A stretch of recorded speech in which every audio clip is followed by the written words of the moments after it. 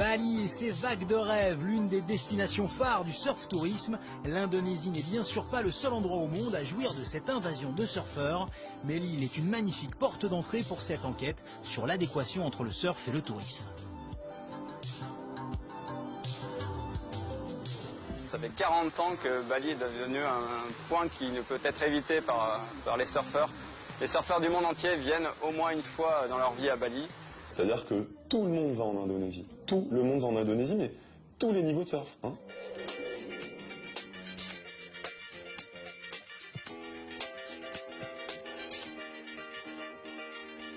Je pense que la plupart des gens qui viennent du Brésil viennent ici pour les vagues, mais aussi pour faire du tourisme, car c'est un merveilleux endroit pour les vacances.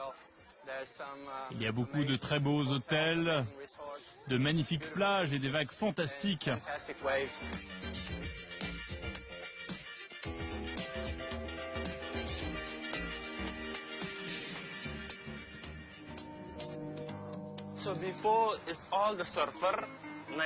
Avant 1995, il fallait marcher depuis Uluwatu Temple 2 km. Ça prenait 35 minutes.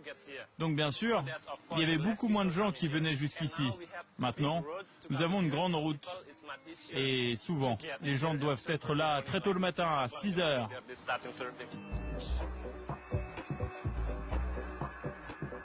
Si le surf a en quelques décennies changé littéralement la face de l'Indonésie, d'autres spots sont également atteints par cette mutation. Et ce ne sont pas simplement les vagues qui déferlent sur la plage, mais une foule compacte internationale. C'est le cas notamment à Peniche au Portugal depuis l'installation du Rip Curl Pro et de toute la médiatisation qui entoure ce type d'événement. Avec la compétition qui est arrivée à Peniche, les choses ont beaucoup évolué. Chaque année après le championnat, les retombées sont impressionnantes et c'est dû à pas mal de choses. Le webcast, par exemple, si vous le regardez en live, vous pouvez découvrir les images qui montrent notre pays et c'est diffusé partout dans le monde. Ça montre notre vie, nos villes, la qualité de nos vagues, nos services, les gens, ça montre tout. Et ça fait une pub incroyable. C'est pas simplement ici à Peniche que ça rapporte, mais partout dans le pays.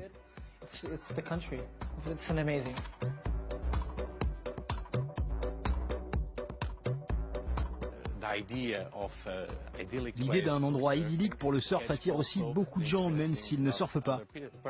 Ils pensent, ok, ça doit être beau, avec de belles plages et de la bonne nourriture, donc je veux aussi aller au Portugal et à Peniche pour voir ce qui se passe là-bas.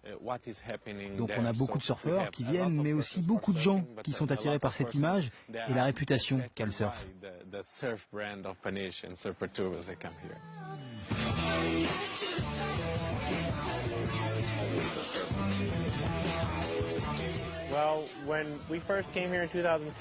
Quand on est arrivé ici en 2010, c'est simple, il n'y avait pas un chat. Et sur la plage, et pas beaucoup plus en ville d'ailleurs. Maintenant, les grosses journées, on ne peut même pas conduire sa voiture, la police bloque la route, il y a des milliers de personnes. Franchement, ça fait une énorme évolution.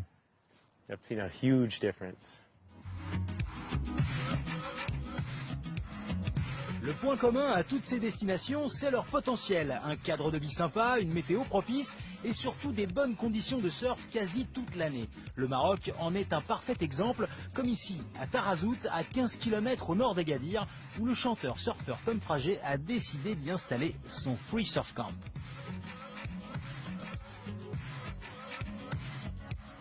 C'est un gîte touristique qui fait à la fois comme un petit hôtel et qui fait en même temps école de surf. On reçoit des surfeurs du monde entier qui veulent venir surfer au soleil pendant l'hiver pour faire un petit break. Et c'est vrai que le Maroc, pour ça, c'est super parce que c'est pas loin, c'est pas cher, c'est très dépaysant. Tarazout, comme on dit, c'est la Mecque du surf du Maroc. C'est le village, normalement, il y avait les surfeurs qui venaient depuis les années 60, depuis l'époque des hippies. C'est là où s'est installé, c'est là où il y avait les meilleurs spots de la région.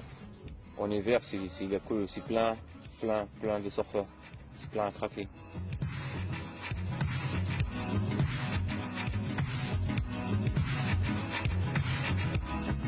L'année dernière, on avait fait une semaine de surf avec mon conjoint à Osgore. Et là, on souhaitait un peu de dépaysement, avoir beaucoup moins de monde sur les vagues, et puis aussi avoir un budget un peu plus abordable que sur la côte landaise. Je pense que le surf est une belle cartouche à jouer pour le Maroc, parce qu'il y a un super potentiel. Encore une fois, les gens sont hyper chaleureux, hyper accueillants. C'est un pays qui est stable politiquement. Donc voilà, niveau sécurité, c'est top. Et donc je pense que oui, le Maroc a tout intérêt à développer, mais c'est ce qui est en train de se passer. Hein. Il y a beaucoup de surf camps qui se montent justement. Et en effet, il n'y a plus de doute, le mot est passé, vu l'infrastructure touristique que s'apprête à accueillir la baie de Tarazout d'ici à 2020, 615 hectares sur 4,5 km de plage, plus de 12 000 lits et un gros surf camp. Pas sûr que dans ces conditions, on vienne encore à Tarazout simplement pour la douceur de vivre.